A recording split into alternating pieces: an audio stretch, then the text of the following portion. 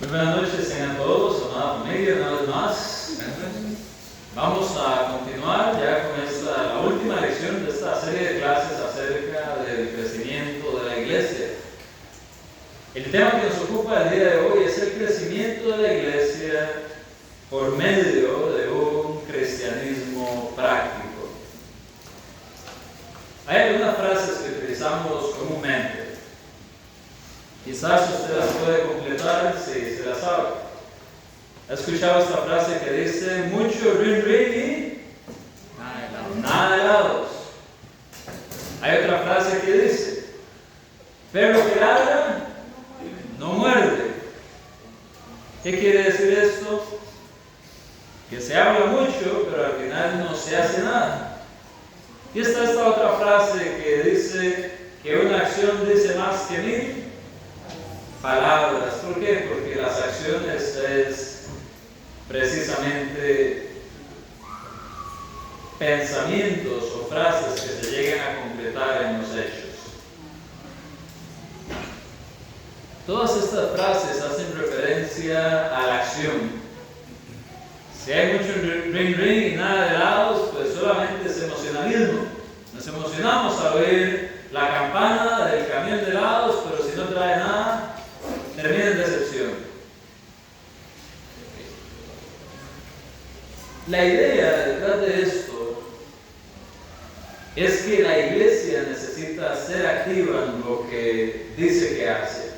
El único modo que nosotros pudiéramos decir algo sin realmente ser juzgados como irresponsables, o el único modo en que nosotros pudiéramos tomar compromisos sin tener ningún tipo de, algunas veces, algún tipo de repercusión, es quizás en el caso de los niños.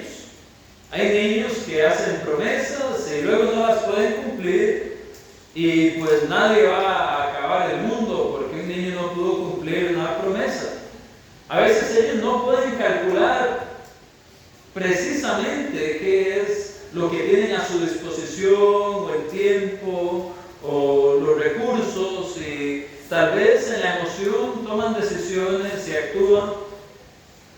Pero aparte de los niños, cuando nosotros tomamos decisiones, debemos de ser consecuentes y practicar lo que decimos que practicamos.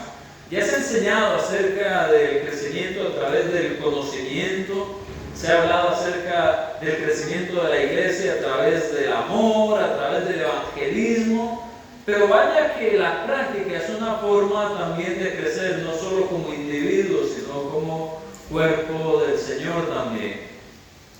Y algo interesante de todos los cristianos del mundo, absolutamente todos, es que ninguno de los cristianos del mundo se encuentra en la edad de no poder cumplir sus promesas o sus compromisos. ¿Por qué? Porque precisamente para convertirnos en cristianos necesitamos ser capaces suficientemente de creer el Evangelio.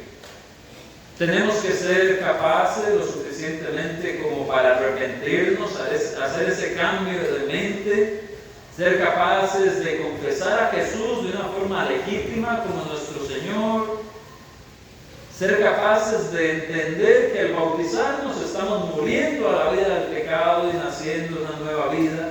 En otras palabras, no existe un solo cristiano en la tierra que pueda alegar desconocimiento como un niño pequeñito podría hacerlo. Así que como cristianos tenemos una gran responsabilidad cuando se habla del cristianismo práctico. Hay algo lamentable, antes de ir entrando en materia y textos bíblicos, que ha contribuido a que los cristianos no tengan un verdadero compromiso con respecto a esto del cristianismo práctico. Cuando nosotros vemos la cultura, la sociedad, el ambiente en el que nos desenvolvemos y estamos ahí, vamos a darnos cuenta que incluso en nuestro vocabulario muchas veces decimos, voy a ir a la iglesia.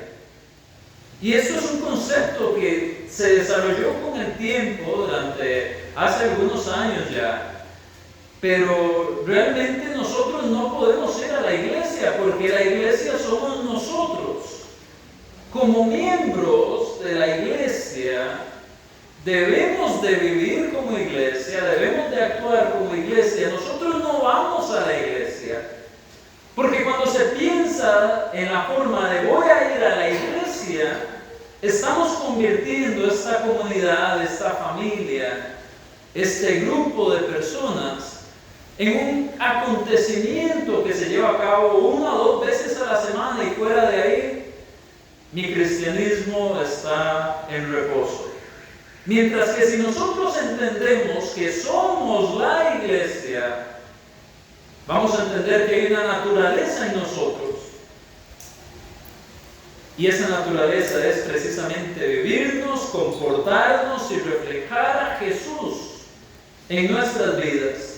Y así es como la iglesia en todo el mundo va convirtiéndose en este reino que va creciendo, porque con nuestras palabras, con nuestros hechos, con nuestras acciones de cristianismo práctico, vamos convenciendo a las personas de que ser parte del cuerpo del Señor es algo que vale la pena, es algo que transforma las vidas. Mientras que si seguimos bajo la idea de voy a ir a la iglesia, va a ser un compromiso más durante la semana, tal como es ir a trabajar, en el cual entro y salgo en un horario, tal como es ir a un partido de fútbol en el cual inicia y termina y luego sigue mi vida. La iglesia no es así. Las cosas tienen su naturaleza. El vehículo en el que usted vino no deja de ser un vehículo porque usted se bajó. El propósito debe ser un vehículo, transportar. Y cada vez que sea necesario, ese vehículo va a transportar personas. Una cocina, cada vez que sea necesario, esa cocina va a calentar y va a cocinar el alimento que se le ponga. Una iglesia, cada vez que sea necesario que actúe, ya sea en conjunto o cada uno de sus miembros en sus diferentes funciones, la iglesia va a actuar de una forma determinada porque es su naturaleza, es lo que vivimos, es lo que hacemos. No es un evento al que asistimos, es una forma de vida que debemos de mantener. Y ahí es donde nuestras acciones, donde nuestro cristianismo práctico se va a convertir en algo común y no en un evento de los fines de semana.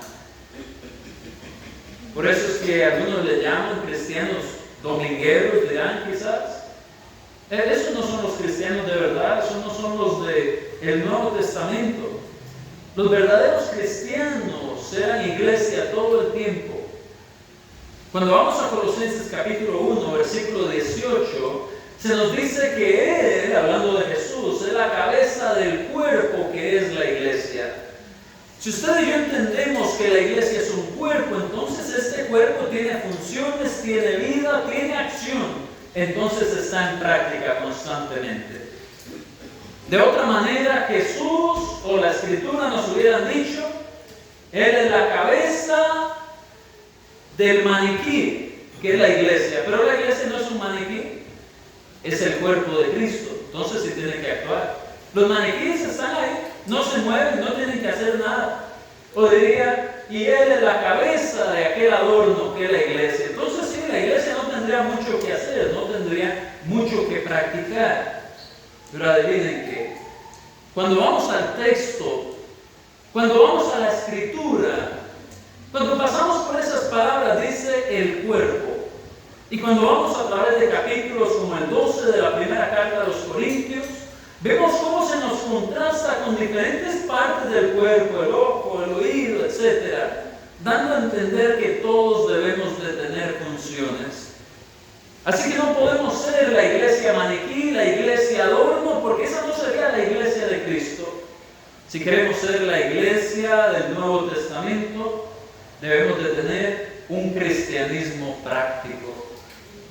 Y no hay excusas, ¿saben por qué? Porque somos adultos, somos cristianos, somos personas capaces de entender que cuando tomamos la decisión de añadirnos a la iglesia, fue no solamente para hacer un cambio en nuestra vida, sino en el propósito de nuestras vidas, para así poner nuestras mentes, nuestro cuerpo y todo nuestro ser al servicio de Dios. Así que entendiendo esta naturaleza de la iglesia, vamos a ir aprendiendo acerca del crecimiento de la iglesia bajo un cristianismo práctico. ¿Ok? Así que levante su mano el que quiera ser parte de un maniquí en este lugar, o de un adorno. Bueno, entonces si somos parte del cuerpo de Cristo, al finalizar la lección, e incluso durante la lección, debiéramos de tener entonces en nuestra mente el entender que tenemos que actuar, que tenemos que reaccionar, que tenemos que practicar el cristianismo. El cristianismo no es una teoría, es teoría y es práctica. A esa teoría le llamamos doctrina y es enseñanza de Dios. Y esa doctrina puesta en la práctica resulta en el beneficio no solamente del cuerpo que es la iglesia, sino también de nosotros como individuos. Lo primero que vamos a ver en esta tarde, noche mejor dicho, va a ser acerca de algo que ha confundido a las personas en el mundo religioso, en el mundo espiritual. Y como estamos hablando de práctica, esto primero que vamos a ver es precisamente las obras de mérito contra las obras de obediencia. Muchos han llegado a causar gran estorbo a la iglesia y a la doctrina verdadera al tomar un texto en la Escritura que es Efesios capítulo 2, versículos 8 y versículo 9. Al punto que han llevado la iglesia y las prácticas espirituales en el mundo religioso a extremos que son peligrosos. Vamos a ver cuáles son estos dos extremos. Cuando estas personas ven Efesios 2, del 8 al 9, hay quienes vienen y dicen, las obras, es decir, las prácticas, de eso estamos hablando, del cristianismo práctico. Estas personas van a venir y van a decir, las obras no son necesarias para ser salvo, solamente necesito creer. Y cuando ellos dicen creer, piensan en una convicción mental, en algo acá, de lo cual nada los va a hacer cambiar de parecer, pero eso no se relaciona con su actuar en la vida cotidiana. Entonces dicen, basado en este texto, las obras no salvan, entonces con que yo crea ya estoy bien, es suficiente. Y la persona dice, yo creo en Dios, yo tengo una relación con Él porque yo estoy convencido que Él existe, eso es suficiente.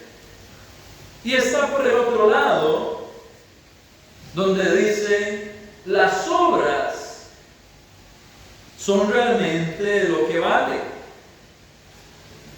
Entonces no importa que haga mientras yo cumpla con mi parte, entonces se viene a convertir el cristianismo en estas denominaciones o religiones humanas en algo que se convierte en meramente ritual o el mérito, donde yo hago una obra de bien y entonces me merezco la salvación, o donde yo cumplo con las diferentes partes del culto de adoración y ya es suficiente para mí. E incluso muchas veces, lamentablemente, incluso entre miembros de la iglesia del Señor, llegamos a pensar que la adoración misma es como un checklist, una lista de chequeo, en la cual usted dice, ok, ya iniciamos, hicimos la oración inicial, sí, ok, marquémosla. Siguen 2 cantos seguramente, o 3, depende de los que ponga Eric, ok. La prédica, ya pasó la prédica, muy bien. Ok, otro canto, la cena, la ofrenda, 3 cantos más, la oración final y los anuncios, ya cumplí. Y eso no debe ser así. Vamos a ir por favor a Efesios capítulo 2, versículos 8 y 9.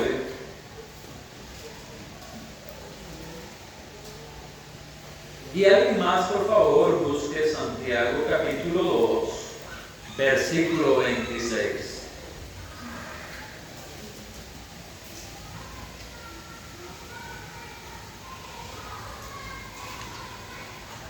¿Alguien tiene Efesios 2, 8 y 9? ¿Maciel? Sí. Porque por gracia sois salvos por medio de la fe, y esto no de vosotros, pues es don de Dios, no por obras, para que nadie se gloríe. Ok. Entonces, es fácil ver este texto y decir, ok, no es por obras, para que nadie se gloríe. Vamos a ver qué dice el otro texto, Santiago 2, 26.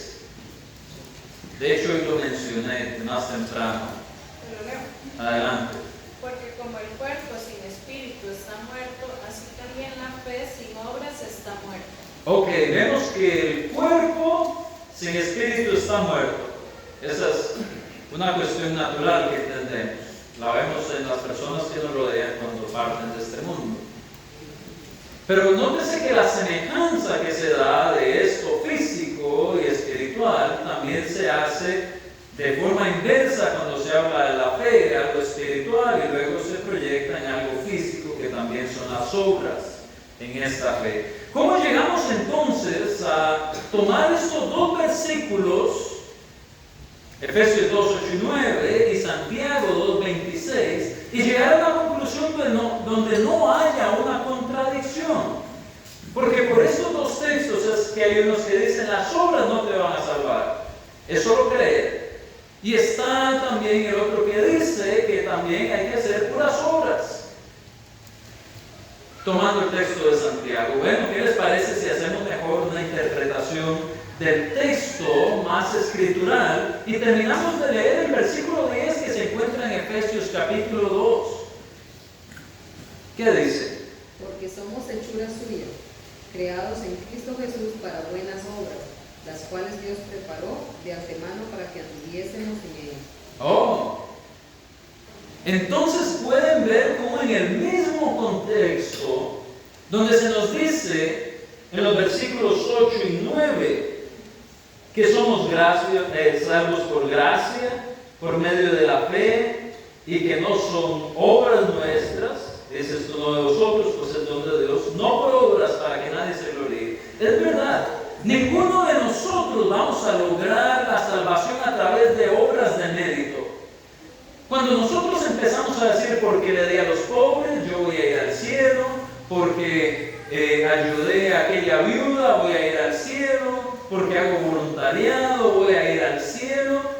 Eso es de lo que está hablando aquí Pablo en precisamente Efesios 2, 8 y 9. No son obras nuestras, no son obras de mérito las que nos salvan.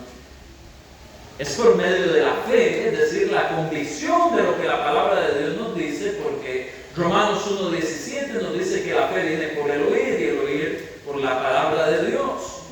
Entonces la fe surge de la palabra.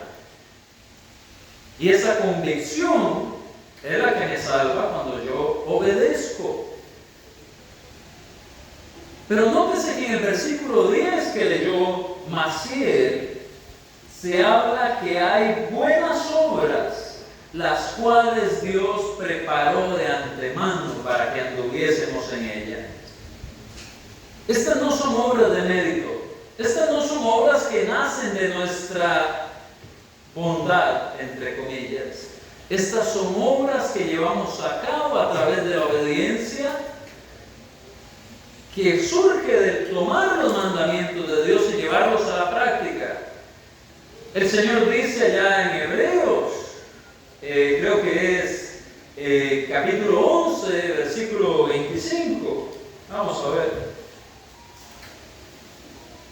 Hebreos 10, 25 más bien.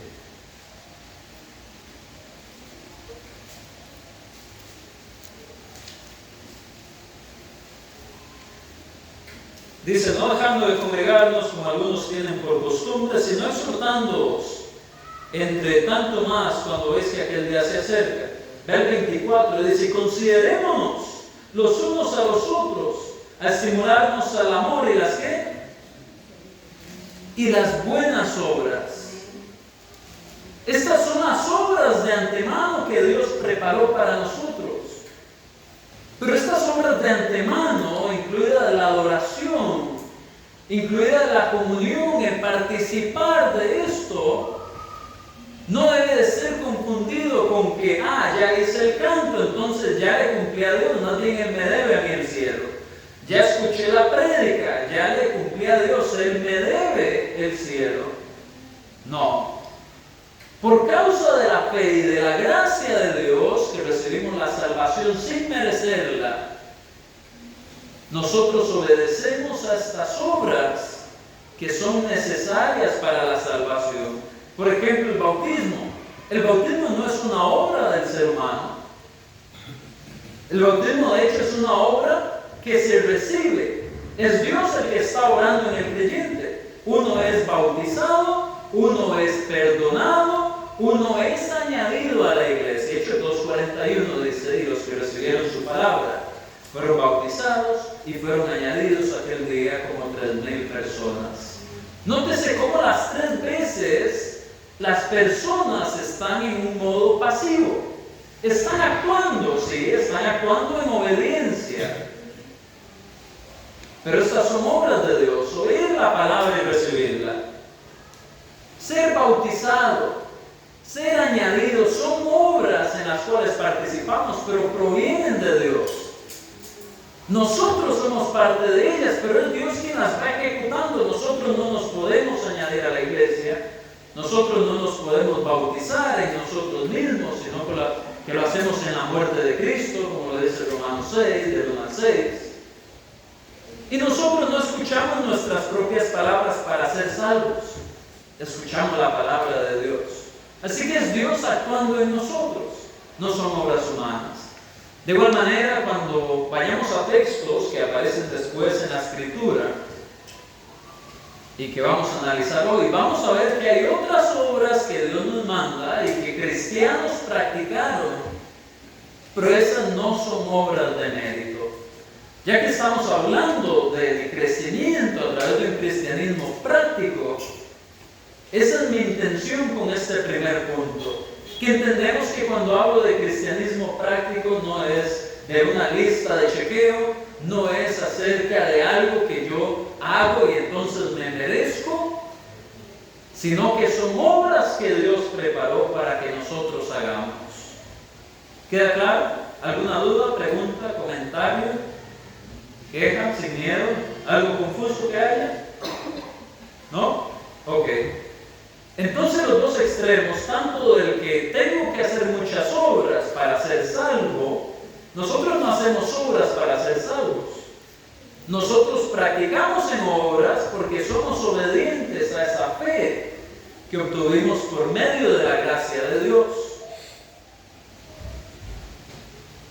No son obras que nosotros hacemos de mérito. Y tampoco es que solamente tengo que creer, entonces, que es el otro extremo. Como no es por obras, entonces solo hay que tener fe. No, eso, si usted leyera el versículo 8 y 9 se podría quedar con esa idea, pero el texto no se detiene.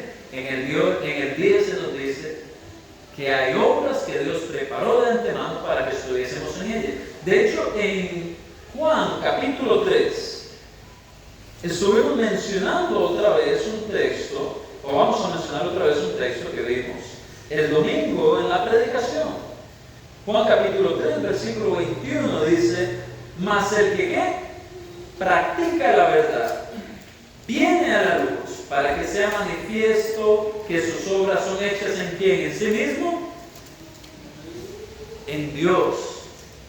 Las obras que nosotros hacemos son en Dios, porque son obras que Él preparó de antemano para nosotros. No son obras que hacemos en nuestras propias ideas. Practicamos la verdad, venimos a la luz, hacemos obras en Dios. Entonces no se trata solo de creer y estoy bien. Hay algo que Dios espera de nosotros, tanto para ser añadidos a la iglesia, como para mantenernos como un cuerpo vivo, siendo parte de ella. Entonces, ¿qué dice el mundo? El mundo dice, solo hay que creer. O el mundo religioso dice, solo hay que creer. Por el otro lado dice, solamente hay que hacer. La Biblia lo que dice es que hay obras obras en Cristo, obras en Dios, que llevamos a cabo a causa de la fe y la gracia que hemos recibido en Dios. Muy bien, teniendo eso claro, vamos a ver que cuando la iglesia crece en un cristianismo práctico, es decir, cuando nosotros, los miembros de esa iglesia que estamos aquí, practicamos nuestra vida cristiana diariamente, hace que otros glorifiquen a Dios. Cuando la iglesia practica lo que aprende, hace que otros glorifiquen a Dios. Para eso les quiero pedir, por favor, que vayamos al texto de Mateo capítulo 5, versículo 16. En Mateo capítulo 5, versículo 16, ¿qué estaba haciendo Jesús? Jesús se encontraba en un monte y le rodeaban las multitudes. Usted lo va a ver al principio del capítulo 5. Y empieza un sermón que es un sermón quizás bastante extenso. De hecho, abarca desde el capítulo 5, capítulo 6, capítulo 7 de Mateo. Son 3 capítulos que involucran un solo sermón de Jesús. Y estos 3 capítulos, conocidos como el Sermón del Monte, hay un punto en el que Jesús les dice: vosotros sois la luz del mundo. Y usted quizás recuerda cuando Jesús les dice que una lámpara no se pone debajo del almud, ni tampoco una ciudad se oculta en la montaña. ¿Por qué? Porque su luz, la idea es que se proyecta. Pero, ¿cuál es el resultado de esto? ¿Qué es lo que pasa con nosotros, los hijos de Dios? Cuando esta palabra, imagínese una lámpara que proyecta luz, y usted es como un espejo. Cuando esta palabra nos está proyectando esa luz y nosotros la reflejamos, ¿por qué es eso tan importante? El Salmo 119, 105, el salmista viene y dice: lámpara es a mis pies tu palabra y lumbrera mi camino. Entonces podemos ver la figura del lenguaje donde la palabra nos alumbra. Ahora aquí en Mateo 5 vemos que nosotros somos parte de esa luz. Claramente esa luz no surge de nosotros, sino proyectamos la luz de Cristo que mora en nosotros como parte de su cuerpo. Entonces, ¿cuál es el resultado de eso? ¿Qué pasa si Ismael, si Hilary, si Jamie, si Andrés, si Roy, cualquiera de los que no mencioné, proyectamos la luz de Jesús? ¿Cuál es el resultado de eso? ¿Por qué es tan importante que crezcamos en la práctica? ¿Por qué Dios espera que nosotros practiquemos el cristianismo? ¿Y por qué es tan importante tener una clase un miércoles en septiembre del 2024 para recordar esto? Bueno, veamos lo que dice el texto y salimos de dudas. ¿Quién tiene Mateo 5, 16? Adelante. ¿Les está ganando a todos, Maciel? Así alumbre vuestra luz delante de los hombres, para que vean vuestras buenas obras y glorifiquen a vuestro Padre que está en los cielos. Entonces hay un resultado. Cuando nosotros brillamos, la luz de Cristo, la luz de la palabra refleja en nosotros y nosotros la transmitimos como un prisma, como un espejo. El ejercicio que se da es que esa luz llega a otras personas también. Y estas personas reconocen algo distinto en nosotros. Déjenme decirle algo. Como cristianos, usted y yo podemos hablar el mismo idioma que hablan allá afuera. ¿Cuál es el idioma que hablamos en este país? Mayoritariamente, español. Podemos hablar el mismo español, pero no hablamos de la misma manera.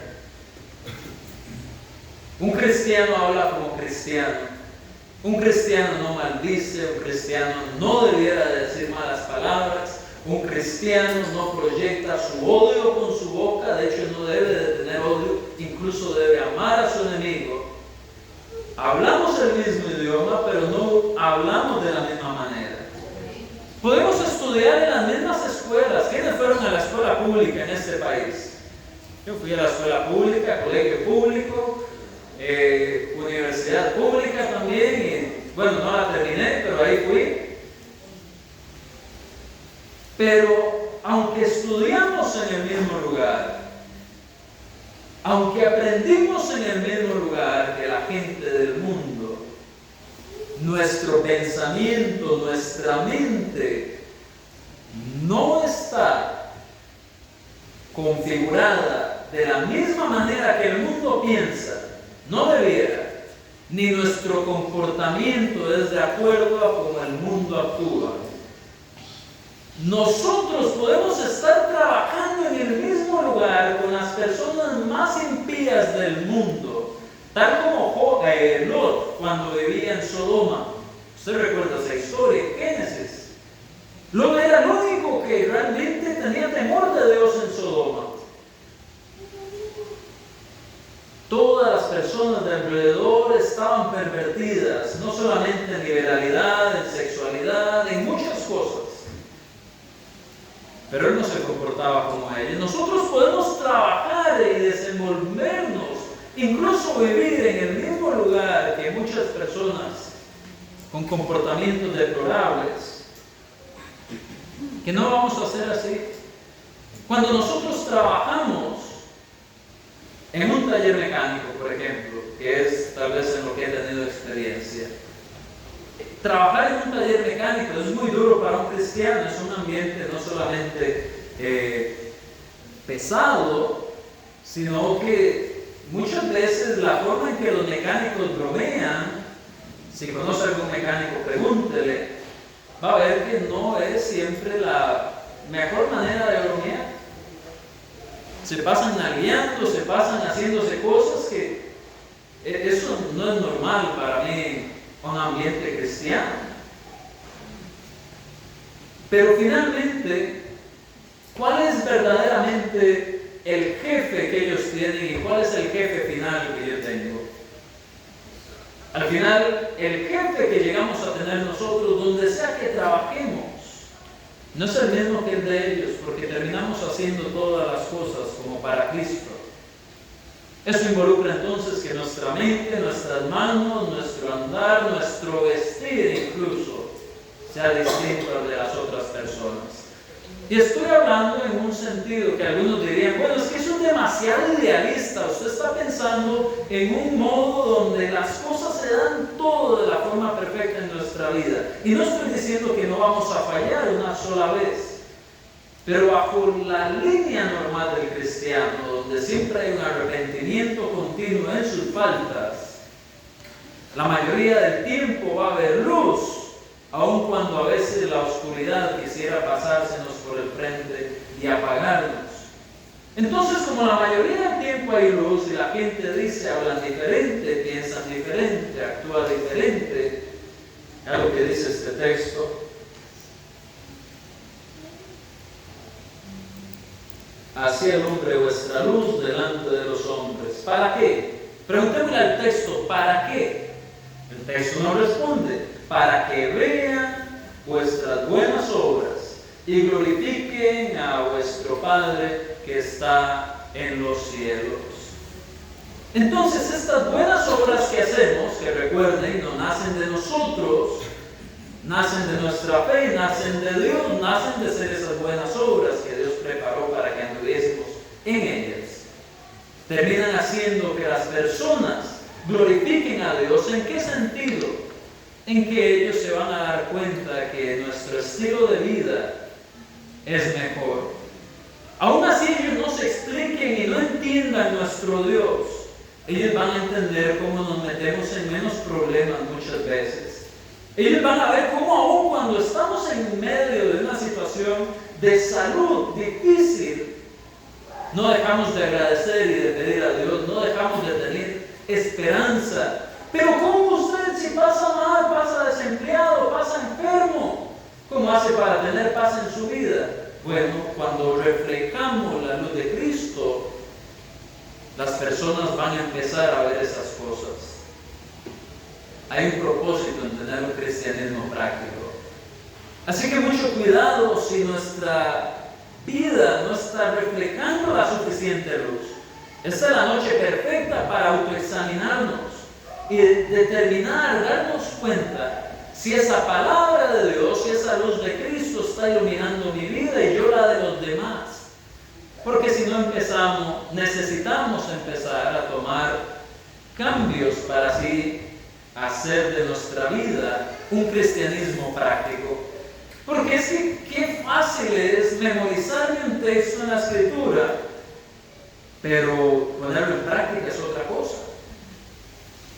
Cuando en Colosenses 3:16 se nos dice que la palabra de Cristo mora en abundancia en nuestros corazones y que a través de esto y de los cantos nosotros nos edifiquemos unos a otros en toda sabiduría. El propósito de Dios es no solo que absorbamos conocimiento. Si Dios quisiera que solo tuviéramos conocimiento, seguro seríamos llaves mayas o discos duros. Estoy bromeando, por supuesto. Dios nos creó con sensibilidad, con emociones, Dios nos creó con capacidad de tomar decisiones, Dios nos creó con una capacidad de interactuar entre seres humanos.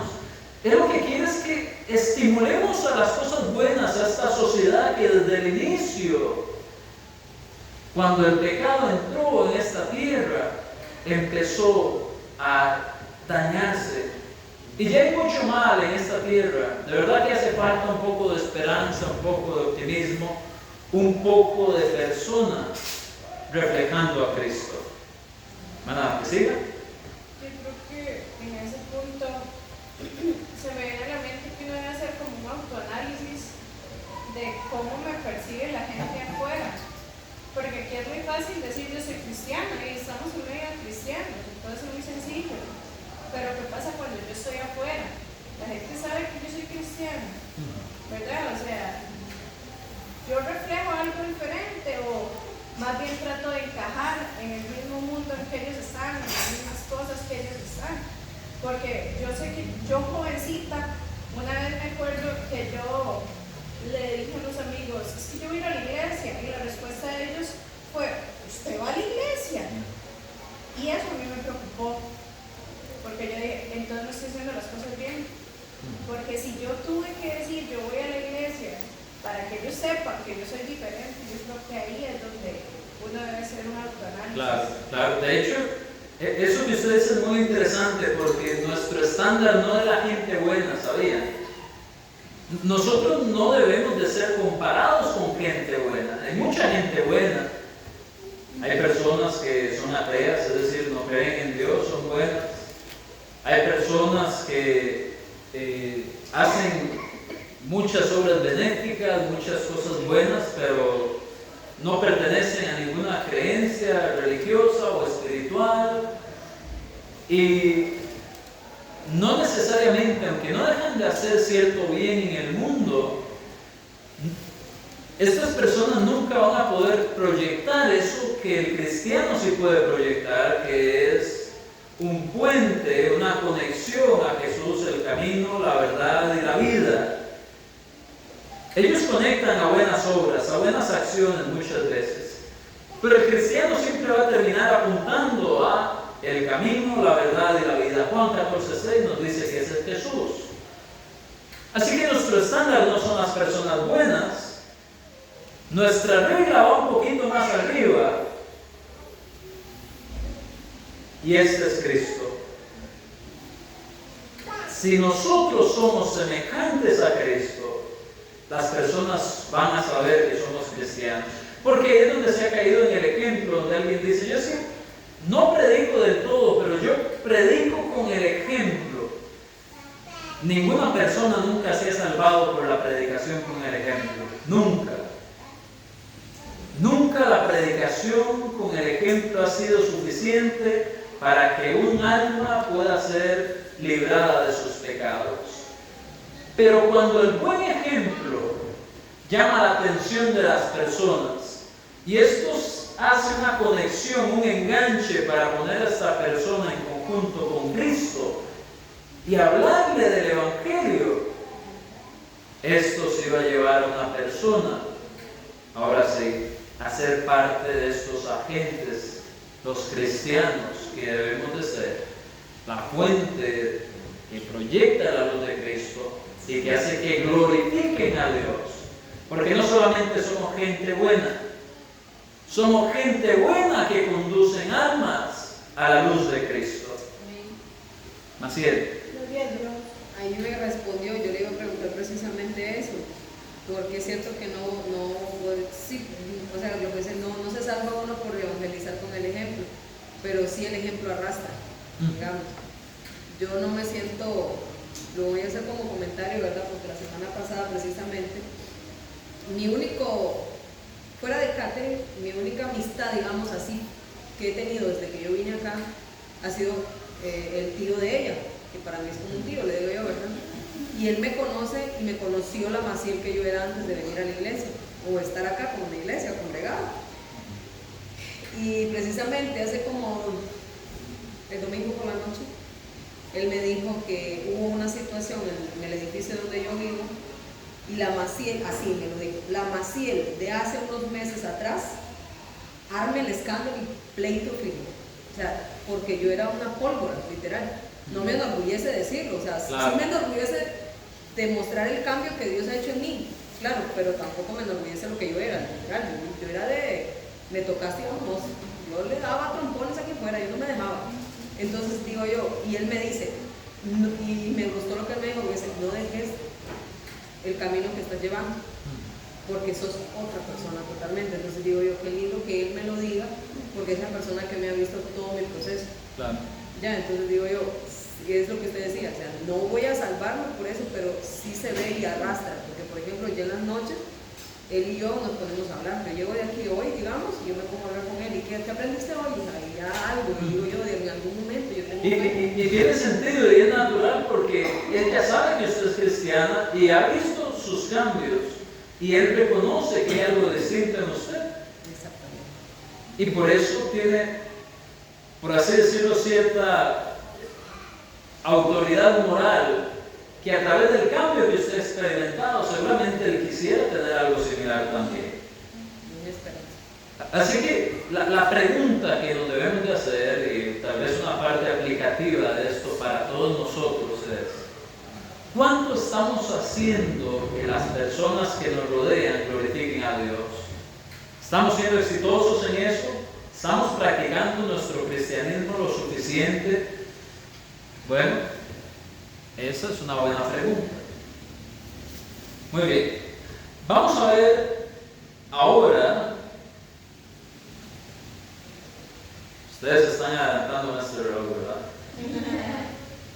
Vamos a ver ahora Efesios 1:16. Vamos a comentarlo brevemente.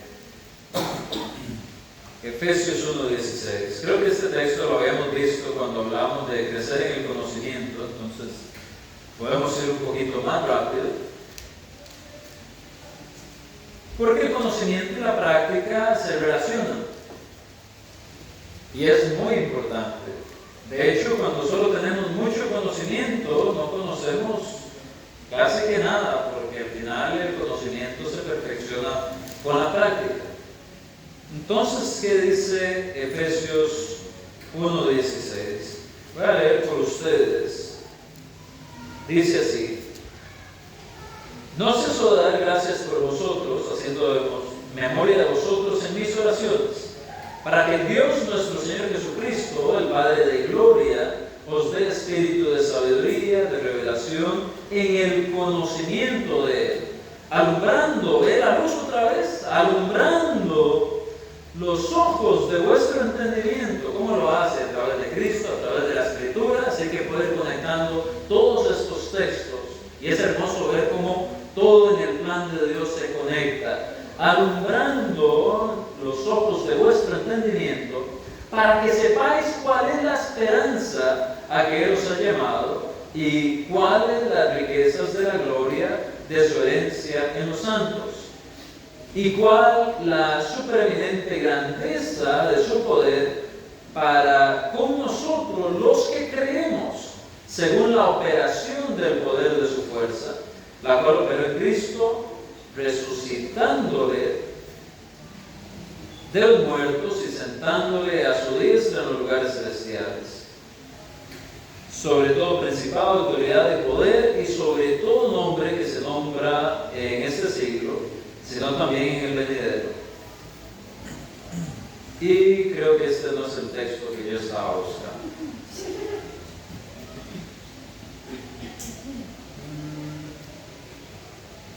Muy bien. Creo que el texto que yo estaba buscando más bien está en Colosenses 1:16. Vamos a ver.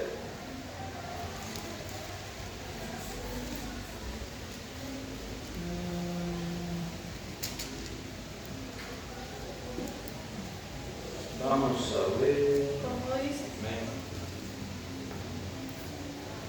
Ok, Colosenses 1:10 dice: para que andéis como es digno del Señor, agradándole en todo, llevando fruto. Pero les encontré el texto donde dice que iluminando, ¿verdad?, vuestro entendimiento. Así que algo encontramos ahí en el texto. Pero bueno, para que andéis como es digno del Señor, agradándole en todo, llevando fruto en toda buena obra y creciendo en el conocimiento de Dios, fortalecidos en todo, con todo poder, conforme a la potencia de su gloria, para toda paciencia y longanimidad, con gozo, dando gracias al Padre, que nos hizo aptos para participar en la herencia de los santos en luz, el cual nos ha librado de la potestad de las tinieblas y trasladado al reino de su Hijo amado, en quien tenemos redención por su sangre, el perdón de los pecados. Como vemos, acá en el versículo 10, se nos dice llevando fruto en toda ¿qué? En toda buena obra. El conocimiento produce buena obra en el cristiano.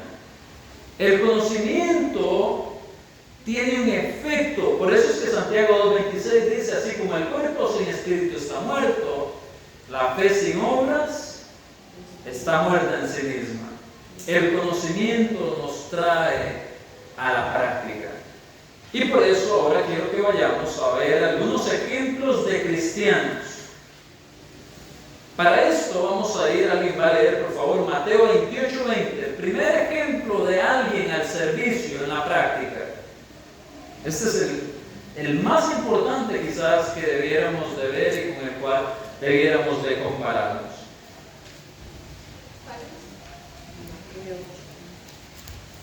Mateo 20:28.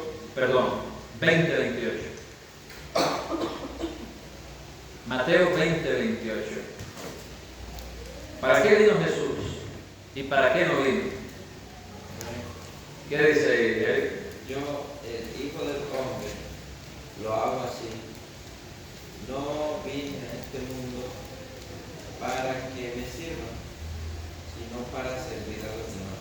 Ok, entonces vemos que Jesús mismo, su vida, su ministerio, su práctica, nosotros nos llamamos cristianos porque vivimos como Cristo. Esa es la idea. Si no, puede ir cambiando la religión o identificación espiritual con la cual usted se quiera presentar. Si no es para ser como Cristo, entonces no tiene sentido llamarse cristiano. Pero ¿qué dijo Jesús? Que Él vino no para ser servido, sino para servir. Eso es un cristianismo práctico, ser servidores. Tantas personas hay queriendo ser servidas, queriendo recibir, queriendo ser demandantes, pero ¿qué fue lo que hizo Jesús? Ser un servidor. Podemos recordar incluso a Jesús en la última cena con sus discípulos, antes de su crucifixión. ¿Qué fue lo que hizo Jesús? Lavó los pies de sus discípulos. Eso era un acto de servicio. Así que Él no solo dijo que vino para servir, Él lo hizo. De hecho, cuando recordamos textos como, creo que es Filipenses capítulo 2, ¿será? Sí. Vamos a ver en los versículos 7, dice: sino que se despojó a sí mismo, tomando forma de ¿qué? De siervo, hecho semejante a los hombres. La naturaleza de Jesús era servir, en primer lugar, al propósito de Dios, donde tuvo que pasar por una vida humana de carne y hueso, pasar sufrimientos por nosotros y culminar su obra en la cruz. Pero todo esto fue un proceso, una misión de servicio. ¿Qué hacemos los cristianos entonces? Servir. Otro ejemplo, vamos por favor a la tercera, creo que es carta de Juan. Eso está al final de su Biblia casi. Vamos a ir a la tercera carta de Juan. Vea lo que dice.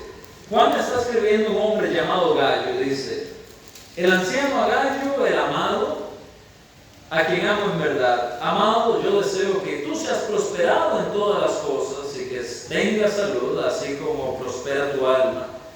Pues mucho me regocijé cuando vinieron los hermanos y dieron testimonio de tu verdad y de cómo ¿qué? Y de cómo andas en la verdad. Esto es una forma activa, una participación de la verdad.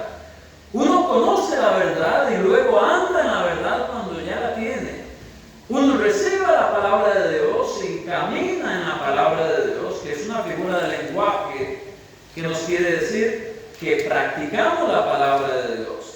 Pero bueno, seguimos. Dice: dieron testimonio de tu verdad y cómo andas en la verdad. Y ahora nos va a decir cómo. Dice: no tengo yo mayor gozo que este de oír que mis hijos andan en la verdad. Amado, fielmente te conduces. ¿Cómo se conduce Gallo? Vamos a ver qué hacía Gallo, para que sea mencionado en una clase de cristianismo práctico. Dice: cuando prestas algún servicio a los hermanos, especialmente a los desconocidos, los cuales han dado ante la iglesia testimonio de tu amor, y harás bien en encaminarlos como es digno de tu servicio, para que continúe su viaje. Porque ellos salieron por amor del nombre de Él, sin aceptar nada de los gentiles. Nosotros pues debemos de acoger a tales personas para que cooperemos con la verdad. Puede ver cómo este hombre llamado Gallo estaba haciendo el cristianismo práctico. Él andaba en la verdad. ¿Y cómo lo hacía? ¿Cómo se conducía en la verdad? Poniendo su amor. Y no solamente estamos hablando de amor como un sentimiento, sino también una acción en la cual él se ponía al servicio de cristianos aún desconocidos. Recordemos que en aquel momento había peregrinos que se movían de un lugar a otro, y posiblemente Gallo los recibía en su casa, los ayudaba a fin de que pudieran continuar en su caminata, en su peregrinaje. Y nótese cómo Juan elogia esto diciendo que apoya la verdad. Esto es una manera muy bella, hermanos, de poner en práctica nuestro cristianismo. Si usted tiene su casa y puede ponerla al servicio de Dios, sea para estudios bíblicos, sea para acoger misioneros que vengan, sea para acoger hermanos que necesitan la noche donde pasar, hágalo, úsela por favor. Eso es un cristianismo práctico. Usted cuenta con un vehículo, Dios lo bendijo y puede transportarse. Quizás de pronto algunas veces van a haber hermanos que necesitan su ayuda. Póngalo al servicio de Dios. Quizás es un esfuerzo extra algunas veces, pero créame que en su corazón y sobre todo delante de Dios eso va a servir. Quizás lo suyo no es manejar, pero usted tiene alimentos, tiene comida y puede traerle a aquel que viene después del trabajo sin comer. Hágalo. Ponga sus bendiciones al servicio de Dios. Sea una persona hospedadora, sea una persona dadivosa, sea una persona que está pensando menos en servirse a sí mismo de lo que ya recibió de Dios y pensando más en cómo eso que Dios le ha dado puede servir para servir, valga la redundancia, también a los demás. Así que tenemos a Gallo. Vamos a ver muy rápidamente, y vosotros ustedes los pueden anotar, Hechos capítulo 6, versículos del 1 al 6, Hechos capítulo 7,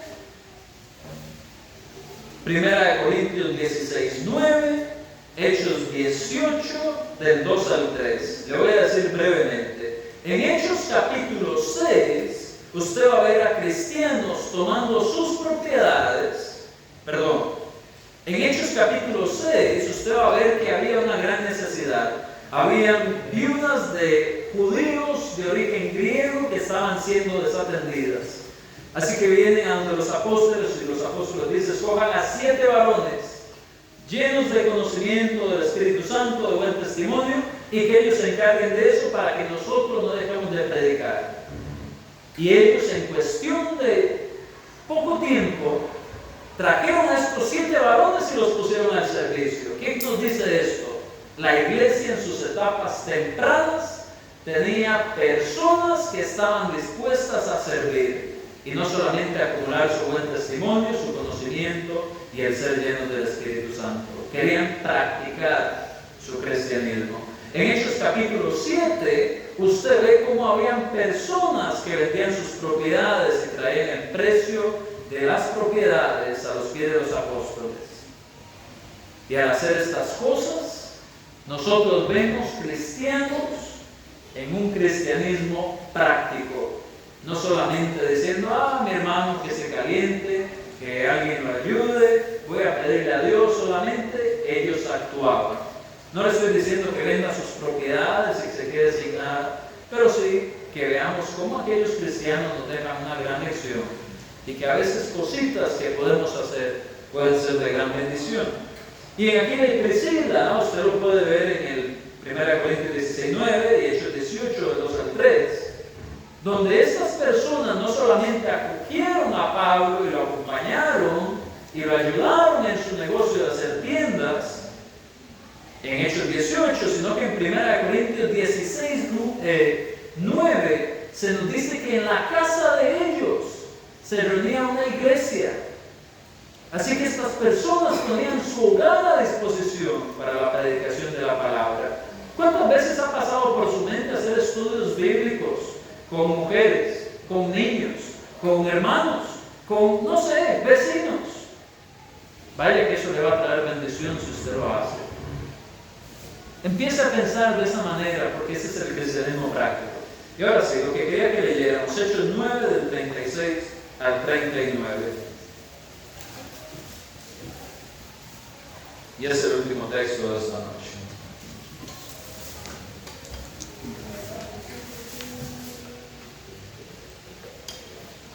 Dice así: había entonces en Jope una discípula llamada Tabita, que traducido quiere decir Dorcas.